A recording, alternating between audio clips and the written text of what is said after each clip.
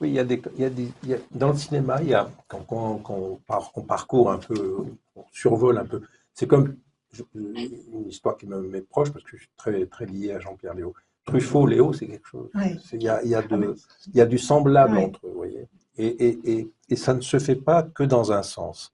C'est pas Truffaut qui invente Léaud, c'est Léaud qui invente Truffaut aussi. Vous voyez ce que je veux dire? Ça se fait à deux, les relations. Quand on dit, je sais pas, quand on aime telle actrice qui a été tellement magnifiée par tel metteur en scène, je pense à Cukor, je pense à tous les grands cinéastes, les deux, ça se fait dans les deux sens. Euh, les cinéastes sont des vampires. Ils prennent chez l'autre, l'acteur ou l'actrice, ils prennent aussi ce qu'ils veulent pour leur propre création, si vous voulez, mais la relation se fait à deux, quoi. L'acteur se fait vampiriser, mais il nourrit aussi l'imaginaire et la créativité du metteur en scène. Et pour Ninetto Davoli, qui était un peu comment dire, oui, l'objet d'amour de Pasolini, vraiment d'amour, quoi. Ben, ça se fait à deux, quoi. Et c'est ça Oh, qui est émouvant. Et c'est vrai pour Marlène Dietrich, c'est vrai pour toutes les grandes stars. pour Chabrol et Huppert, peut-être Chabrol et aussi. Oui. Huppert, oui, Chabrol et Huppert, c'est évident. Ils ont fait 7 films Ah, ensemble. oui. 7 films ensemble. Et j'ai été sur un tournage, j'en parle. J'ai été souvent sur les tournages de Chabrol, qui était un homme délicieux, d'intelligence, de gentillesse et d'humour. Ils ne se parlaient pas beaucoup. Il n'y a pas besoin de se parler beaucoup pour se comprendre. C'est-à-dire que quand on fait un film, euh, bon, il y a un scénario, il y a une histoire, il y a un personnage, il y a des dialogues. Il y a, souvent, les acteurs disent, mais c'est quoi la direction d'acteur? Chabrol répond tout le temps, la direction d'acteur, c'est de vous avoir choisi. C'est ça. Mm. Débrouillez-vous maintenant. Et en général, ça marche très bien. Ils n'ont pas beaucoup besoin de psychologie. Ils se font confiance, vous voyez. C'est ça qui est fascinant dans le cinéma. Et, alors, il y a des acteurs qui ont besoin d'être nourris, toute l'école acteur studio. Vous voyez ce que je veux dire? Alors, il faut, pour jouer, je sais pas quoi, il faut être. Incarné. Bon, c'est pas vrai pour ça, c'est une école de cinéma très, très low, qui a fonctionné très bien en Amérique, dans les années 50, 60 et autres. Mais en France, il n'y a pas eu d'école comme ça de jeu d'acteurs. Je pense que les grands acteurs, pour moi, les très grands, bon, alors je vais citer un nom qui est un peu, malheureusement aujourd'hui, un peu Depardieu. On a beau lui reprocher tout ce qu'on veut, c'est un immense acteur. C'est sans doute le plus grand acteur français sur 60 ans ou 50 ans. C'est plus long que Gabin, et Gabin est un immense acteur. Michel Simon, immense acteur. Il y en a d'autres. Ils ont, les grands cinéastes savent très bien ce qu'ils trouvent chez ces acteurs. Et puisque vous avez commencé par là, par la voix. La voix de Depardieu, si vous vous souvenez de tous les films qu'on a vus de Depardieu, on en a vu dans les années 70, 80, 90, 2000, etc. Cyrano inclus, c'est sa voix. La voix de Depardieu est une voix, j'allais dire féminine. Féminine. Quand il chante Barbara, j'ai été voir, bah, c'est pas un vieux macho qui chante Barbara, c'est un homme féminin. Bon. Alors, quand on voit le bonhomme et tout, c'est paradoxal, mais c'est ça qui est beau. Et Gabin, c'était aussi une voix féminine. Souvenez-vous. Gabin, il est mieux. Excusez-moi de vous interrompre, dans Tenue de soirée. Tenue de soirée. Et là, quand il est avec son manteau de fourrure et qu'il parle, et c'est vrai que là, alors qu'il est quand même costaud, Ah bah oui. Depardieu, et quand on le voit là, on se dit, mais donc là, voilà, c'est exactement ce que vous dites. Le réalisateur a vraiment vu Ah, bien la sûr. femme de lui, enfin, ce sûr. côté féminin. Bien sûr. Ah, Ce rapport à la langue qu'il a, le rapport qu'il a à la poésie. quand il lui, avec les poèmes. Moi, je l'ai entendu lire Saint-Augustin. Oui, voilà. Et Ouais. quand on entend là, ben, sa voix C'est ce, vibre. pour moi, c'est ce qui fait sa grandeur. Comme de beaucoup de grands acteurs hommes, Trintignant, c'est pas un viril. Hein. C'est pas viril. Hein. C'est magnifique. Quoi. On entend. Moi, j'adore ça chez les acteurs. Il y a la voix, excusez-moi, mais la voix, et en même temps, ils transcendent vraiment ce qu'ils disent. Vous voyez, c'est des grands poètes en même temps. Bien sûr. Au-delà de la voix, voilà, Oui. on parlait de Trintignant Oui, aussi, oui, voilà, oui. on voit comment c'est des gens amoureux de la poésie, de la profondeur de l'être. Et moi, je me souviens avoir découvert Depardieu dans un film de Duras, Le Camion. Le camion. Le Camion, Duras, s'il y a une langue assez comment dire, impressionnante, mystérieuse, envoûtante, c'est bien Duras. Et ben, il y avait Le Camion, il jouait Le Camion. Et en face, il y avait Jeanne Moreau et vous savez comment Je l'actrice sais plus. Non. Bosé. Oui. Comment ça s'appelle la grande actrice italienne, Lucia Bosé. Et on voit un homme qui arrive, c'est vrai qu'on se dit, c'est un intrus presque, mais il est bouleversant. Quoi. Elle avait déjà dit, quand elle Duras l'a lu, la première fois, elle le voit, elle lui dit arrivez vers moi, bon, arrêtez, c'est bon, vous me faites peur, c'est bien. Ouais, c'est ça. C'est ça. C'est exactement ça. Et c'était au début de sa carrière. C'est ça, au ouais. début de sa carrière. Moi, je m'en souviens. Il dit voilà, elle m'a dit ça, bon, je suis arrivé, et bon, bah, arrêtez-vous, voilà, vous me faites peur, c'est bien. Très juste. Sur Gilles Deleuze, il y a quelque chose que vous indiquez aussi, alors c'est dans une relation qui aide à penser finalement l'amitié.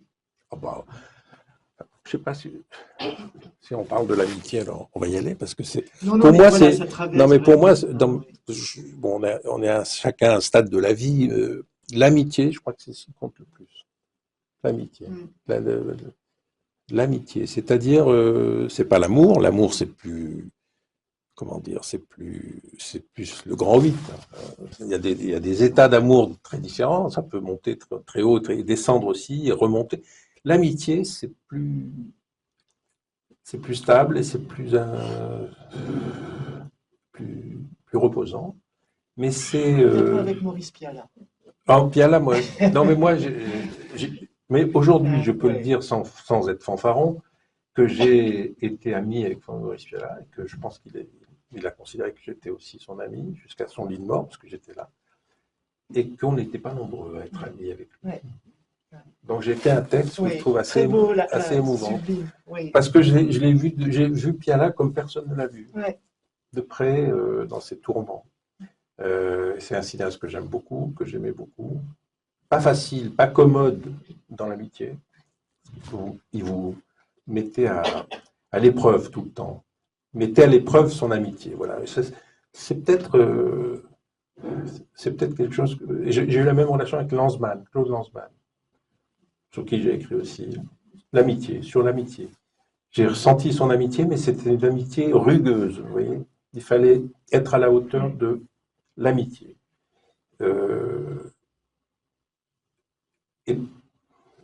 Et pour moi, ça reste des moments, des situations et des personnes pour l'éternité, enfin pour toute ma vie. C'est-à-dire, je sais ce que ça a été d'être ami avec l'un et avec l'autre. C'est une épreuve, mais quand on la passe, cette épreuve, et qu'on réussit, on peut se dire c'est pour la vie. Voilà, j'ai été ami avec ces deux personnes. Ils sont des monstres. Des monstres. Il y a des monstres. Voilà. Il peut y avoir aussi une notion de respect réciproque. Bien sûr. Des nuances sur certaines élan. Bien sûr. Mais en l'occurrence, c'était pas du respect que. Moi, j'avais du respect pour eux parce qu'ils étaient mes aînés et je les admirais comme artistes, comme cinéastes, comme penseurs. Deleuze, je l'ai à peine connu, mais bon, il aurait 100 ans là. Deleuze aurait 100 ans et Lanzmann aussi, 100 ans. Piccoli, qui est dans mon livre aussi. Ouais. Piccoli aurait 100 ans. Ce sont des gens que j'ai vraiment aimés, connus, et je crois qu'ils m'ont aimé aussi. Piccoli m'aimait beaucoup. Et j'ai compris avec Piccoli, je crois avoir compris avec Piccoli, la nature intime de ce que c'est qu'un acteur. Voilà. C'est-à-dire, un acteur, c'est. Piccoli, c'est ce que j'admire chez lui. Pour moi, c'est un immense acteur. Piccoli, si vous lui dites tu vas jouer la table, il joue la table. Si vous lui dites tu vas jouer un animal, il joue l'animal. Il n'a aucun tabou, aucun préjugé. Il n'a pas un ego qui va mettre avant ou empêcher d'eux, il fera. Et quand vous voyez l'œuvre de Piccoli, là, il a joué dans toutes les situations sans chercher à tout prix la noblesse de la posture de l'acteur. Il s'en fout. Il est au service d'eux. L'humilité absolue et aucun ego, aucun préjugé. Donc il a tourné avec. Et quand vous voyez des films où il est, c'est impressionnant. Ça, vous l'expliquez très bien pour le mépris. Hein. Oui. Voilà. Il était face avec cette actrice, hein, Brigitte Bardot, et puis les acteurs. Jacques Palance, non. Non, pour le mépris. Belmondo. Non, Jacques Palance, oui, l'américain. Fritz Lang. Ah, Fritz Lang. Voilà, donc, mais il est devenu ami avec Fritz Lang. Voilà. Il m'a montré des lettres. C'est cette posture qui lui a permis. Ils sont amis avec Fritz Lang. Ils sont très copains avec Fritz Lang. Mais oui, parce que le mépris, il a 42 ans. Oui. Et il n'est pas du tout une vedette. C'est une vedette tardive. 42 ans, prépare.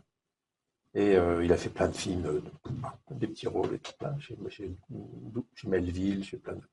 Et dans le mépris, tout le monde se souvient que c'est Piccoli, le mec au chapeau, un peu lâche, qui fait une connerie, il dit une bêtise, il lui dit de prendre la voiture du producteur. C'est ça, le mépris vient de là. À un moment donné, il se sépare, enfin, il offre sa femme bêtement comme ça, trivialement, à ce monstre qui est Jacques Palance, le producteur du film. Mais Piccoli est devenu une vedette, il a fait une carrière sublime, mais tardive. Donc pas d'ego, il n'y a pas ce... une voix sublime. Les voix, chez les acteurs et les actrices, c'est fondamental. Il paraît que parfois la voix du doubleur est mieux adaptée au personnage que la voix originale. C'est surtout vrai. C'est surtout vrai pour les voix françaises des films américains. Oui, bien sûr, bien sûr. D'ailleurs, la voix de Stallone, je crois, elle est morte il n'y a pas longtemps. Oui. Et ça a fait un choc aussi. D'ailleurs, il n'était que Stallone, ce doubleur. Il n'a pas fait autre chose que la voix de... Ouais. Mais les voix, il faudrait ne parler que des voix. Pour moi, parce que c'est la voix de Trintignant, évidemment, la voix de Michel Bouquet. Voilà. Ah, Michel Bouquet. C'est un monstre de génie. Quoi. Génie, Michel Bouquet. Et l'humilité totale. Pas d'ego, jamais devant. Tout le monde le vénérait dans les écoles de théâtre. Et lui aussi raconte, Bouquet, que sa carrière au cinéma, il la doit à Chabrol. Un jour, il fait un film de Chabrol, ils sont dans un avion pour aller sur le tournage. Bouquet lit le scénario, il va voir Chabrol, il dit « Je ne comprends pas bien là le personnage ». Et Chabrol lui dit « J'ai pas lu le scénario ». À partir de là, Bouquet a compris qu'il se ferait copain, qu'il se ferait confiance et qu'il ne faut jamais poser cette question. Il n'y a rien pas de mystère, il n'y a pas de révélation. Tout est dans le scénario et tout est dans l'acteur. Voilà, c'est l'acteur qui doit incarner, quoi. Oui. Ben, et là, pour Mastroianni, vous terminez aussi, alors j'ai plus exactement en tête les termes, mais c'est le passeur du cinéma, Mastroianni. Moi, j'adore, monsieur. J'adore Mastroianni. Parce que je ne l'ai pas connu. Voilà, c'est un peu triste, mais je n'ai pas connu. Mais ce que j'ai vu des émissions de télé où on voyait, il est le matin, il se fait maquiller. Et il répond très bien, avec une humilité totale. On vient me chercher, on m'assied, on me maquille, on me demande si je veux un café. En gros, on est le roi du monde, quoi. Tout le monde s'occupe de vous. J'ai rien à faire, on s'occupe de moi. Voilà, on va me maquiller, le costume et tout. Et il va jouer. Mais jouer, c'est rien pour lui. Et il a joué avec les plus grands, quoi. Pour moi, il incarne le cinéma italien. Pas que tout le cinéma italien. Et l'humilité totale, quoi. L'humour, l'intelligence, la modestie, et puis la chance d'avoir Fellini comme mentor, si vous voulez. C'est un immense acteur. Immense acteur. Et aujourd'hui, je ne sais pas comment sont les jeunes gens qui ont du talent, il y en a plein. Hein. J'espère qu'ils ont ça en mémoire, que l'humilité, c'est une force, c'est pas du tout une faiblesse. Quoi. On est au service d'eux. On est regardé par. Oui, c'est vrai pour les hommes comme pour les femmes. La chance, c'est d'être regardé par quelqu'un qui veut vous et pas un autre ou pas une autre. Oui. Alors aujourd'hui, on doit faire très attention à cause des possibles exagérations, MeToo, etc., bien sûr. Mais j'ai envie quand même de dire que si une jeune actrice n'a pas la chance d'être regardée par, c'est dommage pour elle, quoi. Alors on est regardé, souvent à son corps, on ne sait même pas qu'on fait l'objet d'un choix, d'un désir qui ne se dit pas, mais on est choisi, quoi. C'était le cas pour Sandrine Bonner et Piala. Évidemment, évidemment.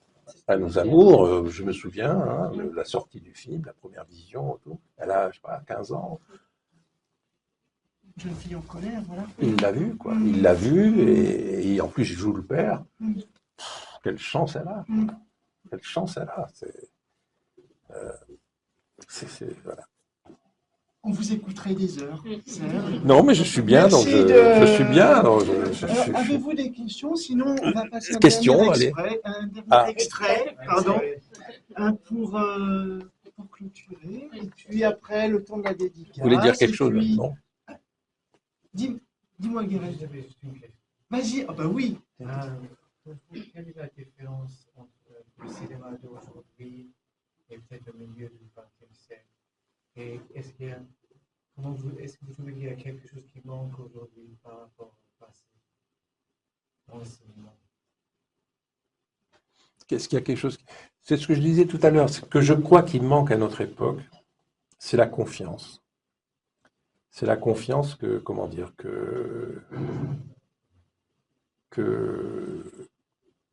comme je le disais, faire un film, ça prend du temps, ça prend de l'énergie, il faut avoir de la confiance au sein d'une équipe. Aujourd'hui, les gens qui font des films, ma femme est une réalisatrice, je vois, elle passe 90% de son temps à attendre une décision d'une commission, etc. Aujourd'hui, beaucoup de gens font des films et beaucoup de jeunes femmes font des films. Ça, c'est un vrai changement d'époque. Vraiment, maintenant, il y a je ne suis pas sûr qu'on n'est pas encore à la parité, mais on est vraiment le nombre de femmes réalisatrices en France est énorme, beaucoup plus que dans aucun pays au monde. C'est une très bonne chose. Mais si vous voulez, le cinéma est aux mains des diffuseurs, ce qui n'était pas le cas quand j'ai grandi dans le cinéma. Aujourd'hui, Canal+ a une position très puissante et qui va sans doute se renforcer encore. Et comme vous savez, Canal+ appartient à Vincent Bolloré. Voilà, bon, pas de commentaire, mais quand même, il faut le dire. Des grands groupes, le cinéma d'auteur n'est pas leur tasse de thé. Voilà, pas leur truc. Donc les cinéastes aujourd'hui ont un peu vivent dans l'inquiétude, les jeunes femmes ou jeunes hommes. Et si vous allez voir Nouvelle Vague, le film de Linklater, c'est pas ça du tout, quoi. Il y a une relation formidablement montrée dans le film entre Georges de Beauregard, qui était le producteur de À bout de souffle, de Godard, et Jean-Luc Godard lui-même. Il y avait une complicité, même s'ils se chamaillent, mais il y a un producteur, quoi. Il y a quelqu'un qui croit au film, qui fait confiance, qui demande des comptes, mais donc il y a une pression, mais c'est lui, on fait le film pour lui, quoi, grâce à lui. Aujourd'hui, vous regardez les génériques, il y a plein d'institutions françaises, européennes. C'est que la décision de faire le film n'est plus confiée en une personne, en plein d'institutions, de comités. C'est plus compliqué, c'est moins sécurisant. Il n'y a pas ce lien de confiance entre un producteur et un réalisateur qui peut marcher ou qui peut ne pas marcher, mais au moins il y a un lien, si vous voulez. On sait pour qui on fait le film. C'est plus le cas. Donc ça modifie beaucoup les choses. Voilà. Vous direz que c'est devenu plus politique que artistique, quelque part? Politique, non, c'est pas politique, mais Merci. je sais pas comment vous dire. Collégial, peut-être. Oui, collégial, mais il n'y a pas. Si vous êtes le cinéaste ou la cinéaste, vous n'avez pas en face de vous une personne à qui vous devez rendre des comptes. Voyez. Moi, j'aime bien ça, la relation de loyauté qu'on peut avoir réciproquement quand on fait quelque chose, quoi. C'est vrai dans la vie de tous les jours, dans plein d'autres métiers. On travaille dans la confiance. Et puis, s'il y a une défaillance, on essaie de savoir pourquoi et qui est responsable. Mais quand vous faites un film pour un conglomérat d'institutions publiques ou privées, souvent privées, les régions, les Sofica qui prêtent de l'argent, les télévisions, Canal+, la diffusion a pris le pouvoir sur la création. Ouais. L'aval prend le dessus sur l'amont. Ouais. Le beau Serge Chabrol, le premier film, il a bien 3 francs 6 sous. Ah oui. C'est ça qui est intéressant de voir. Ah oui, mais tous les films de la Nouvelle Vague. Oui, et vous, quand vous voyez Nouvelle Vague, allez le voir, c'est bricolé, quoi. Il y a même une partie amateur qu'on a reproché à Godard à l'époque. Belmondo qui a fait le film. Belmondo a fait le film de Godard. Belmondo était inconnu, hein, il avait fait bon. Godard l'a repéré au drugstore de Saint-Germain. Il avait une gueule quand même. Personne ne croyait en Belmondo, surtout pas son prof au conservatoire. Bon, il faut vous dire que les gens se trompent. Et Belmondo, pendant le tournage, était persuadé que jamais le film n'existerait. Tellement il est fait, en dépit du bon sens, de la grammaire cinématographique. Et le coup de génie de Godard, c'est d'avoir fait un film qui, effectivement, je ne dis pas que c'est comme Orson Welles avec Citizen Kane, mais il y a de ça. C'est-à-dire que ça a dérouté tout le monde, quoi. Oui, il a inventé son langage, vous voyez ce que je veux dire, c'est quand même pas rien. Et c'est là que vous pouvez parler d'artiste et de la création. Ah oui. Mais on voit bien qu'il y a une monteuse. On voit Coutard qui joue dans le film, qui est très rigolo. Coutard, c'est son chef opérateur, qui a fait plein de films avec lui et qui est un grand chef opérateur. Il y a sa monteuse qui s'appelait Cécile de Cugis, que j'ai connue, qui était la monteuse de Truffaut.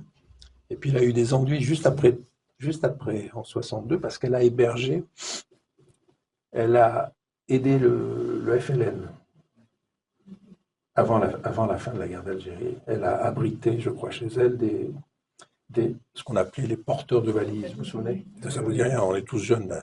Mais des gens qui portaient les valises pour le FLN, des Français, le réseau Henri Janson. Ça vous dit quelque chose? Oui.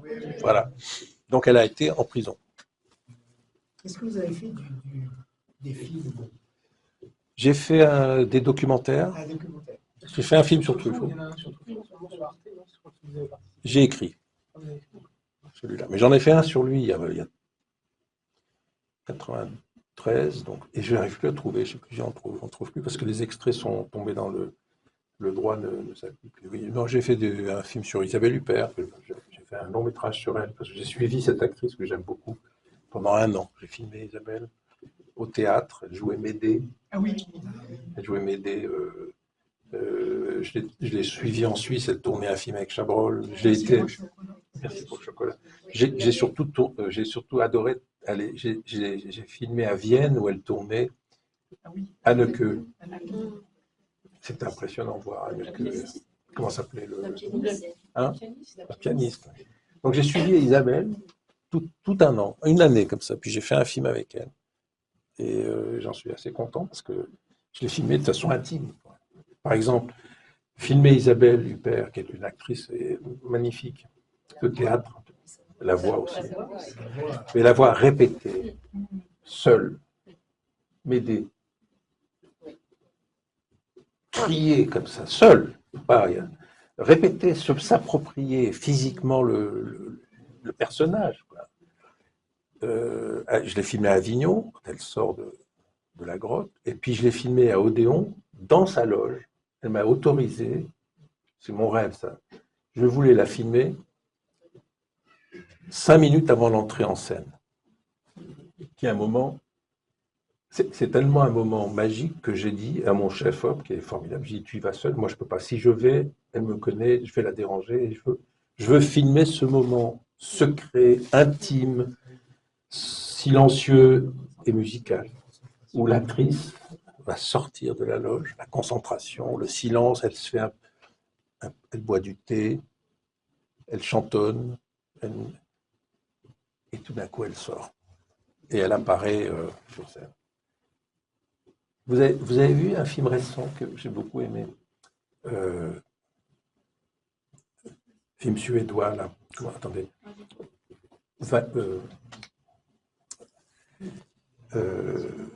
Là, il est sorti, il était à Cannes, il est sorti. Les 13 Comment? chapitres. Non, celui qui avait ça, oui. Joachim Trier. Oui. Joachim Trier. Vous avez vu son dernier? L'actrice. Ouais. Vous vous souvenez, le début, ça m'a touché, mais une actrice qui doit entrer en scène et qui, au moment où le passage est imminent, panique. Mais c'est comme Catherine Deneuve qui, au moment de monter sur scène, est malade et. Oui, elle va vomir en général. Elle va vomir, Ouais. voilà. Ouais. Ce moment-là, c'est magnifiquement saisi par Joachim Trier. Et l'actrice est top. Arnaud de Pléchin avait filmé une histoire d'une actrice dans un des films d'Arnaud de Pléchin. Il filme très bien l'apprentissage de l'actrice, ouais. le corps sur la scène. Estelle Kahn. C'est un très beau film. Ouais. Et le documentaire, les films sur les actrices, je trouve que c'est toujours intéressant. Ah ouais. Il y a le Benoît Jacot. Pourquoi? C'était. Comment c'était? Il avait filmé en parallèle Isabelle Huppert et Lucchini. Ah oui. Et j'ai pas vu, mais. Par cœur. Voilà. Par cœur, j'ai pas vu. Un qui improvise et l'autre qui doit la perfection, qui est au mot près. Et elle répète. C'est Lucchini, ça. C'est Lucchini, ça. Oui. Lucchini pour l'improvisation. Ah bon, carrément. Et Huppert, on la voit avec il y a un mot qui ne passe pas. Mais justement, il y a qu'elle qui le sait. Je pense que le public ne pourrait même pas le percevoir. Mais non, elle n'y arrive pas. Et les deux documentaires sont ici. Ouais. Donc, voilà. J'ai filmé ça, parce que j'aime beaucoup les acteurs. J'ai fait un film sur Depardieu, dont je n'étais pas le metteur en scène, mais l'auteur. Donc, j'ai interviewé pendant des heures et des heures Depardieu, il y a 25 ans. C'était assez marrant. On fait une interview. Il me dit, on va faire ça. Il a une maison dans l'Anjou. Alors, on le suit dans l'Anjou. Je le filme. Au bout de 2 heures, il dit, bon, t'es content, Serge? Oui, mais il faut qu'on continue. Il me dit, mais quoi, tu veux? Non, on continue. Alors, on a été le suivre à Prague, où il tournait une série. On a été le suivre en Angleterre. Depardieu, bon, je dis du bien de lui parce que c'est pour moi un immense acteur. Après, je ne me prononce pas sur tout ce qui est de l'ordre du judiciaire, parce que ça ne me regarde pas, c'est la justice qui tranche. Mais Depardieu, pareil sur le film de Truffaut que j'avais fait il y a 30 ans avec un ami, Michel Pascal, ça commence par Depardieu. Il m'a dit, j'ai 5 minutes pour toi. Parce que Depardieu, vous ne pouvez pas le choper, quoi. Il est tout le temps en mouvement. Si vous lui dites, il faut s'asseoir, non, il n'a pas le temps. Donc j'avais trouvé une lettre de Truffaut formidable, bouleversante, de jeune Truffaut, et je lui ai dit, tu vas me lire cette lettre. Et il lit la lettre, voilà, c'était fait, ça me suffisait. Depardieu, vous avez un usage très limité dans le... Voilà. Alors, j'ai fait les DVD Truffaut, vous voyez, vous en avez. J'ai fait les suppléments, il y a 20-25 ans. J'ai adoré faire ça. Et il y avait la femme d'à côté, j'ai dit à Depardieu, il faut absolument que tu témoignes, quoi. Jeanne Moreau, pareil, j'ai fait Jules et Jim en DVD. Je demande à Jeanne Moreau, elle me dit non, j'ai pas le temps, ça ne m'intéresse pas. Je réfléchis, je dis, Jeanne Moreau, c'est une personnage. Dans ma vie, ça compte. Hein. Je peux vous dire que la voix, pareil. Ah oui, la voix. Je dis, Jeanne, le film va être gravé. Parce qu'à l'époque, on est au début du DVD. Le film, Jules et Jim, va être gravé. Sans vous, ça n'a pas de sens. Venez demain. J'arrive le lendemain avec un technicien, on se met devant la télé et on regarde Jules et Jim. Et on enregistre notre conversation. C'est sur le DVD. C'est génial. C'est génial. Elle me parle des scènes, des lieux, des décors. Le film est en noir et blanc. Elle me dit, ah là, j'avais un foulard bleu. C'est génial, quoi. Tout d'un coup, elle fait revivre le film. Et moi, je sers à ça, vous voyez, à la faire. Mais Jeanne Moreau, c'était... Je regrette, je n'ai pas écrit sur elle. C'est des manques, ça. Il y a des trous dans la raquette, là. Mais Jeanne Moreau, c'est un personnage mais immense, quoi. Immense. Une autorité. Vous Ça veut dire que vous pensez à la suite. Hein, Voilà. Parce que j'aime beaucoup des actrices comme ça, c'est des monuments aussi. Elle manque aujourd'hui parce qu'elle avait une autorité. Je pense, je vais vous faire une confidence, je pense que sur les affaires MeToo, elle aurait calmé tout ça. Elle aurait calmé les choses. Elle aurait dit, voilà, ça suffit les hommes de déconner, etc. Y compris à son ami Gérard, arrête de mettre les mains là où il ne faut pas, parce que c'est dégueulasse de le faire, et scandaleux. Mais je pense elle avait quelque chose, si vous voulez. Elle avait une autorité. Et aujourd'hui, Signoret avait beaucoup d'autorité dans le métier. Une autorité morale et politique. Politique. Jeanne Moreau, pas politique, morale. On a choisi ce métier, hommes et femmes, on se tient bien, quoi. On se respecte. C'est ça qu'il faut dire aujourd'hui. C'est ça qu'il faut dire. On se respecte. On fait un métier noble, acteur, actrice, décorateur, technicien, chef op, cinéaste, produit. On se respecte, quoi.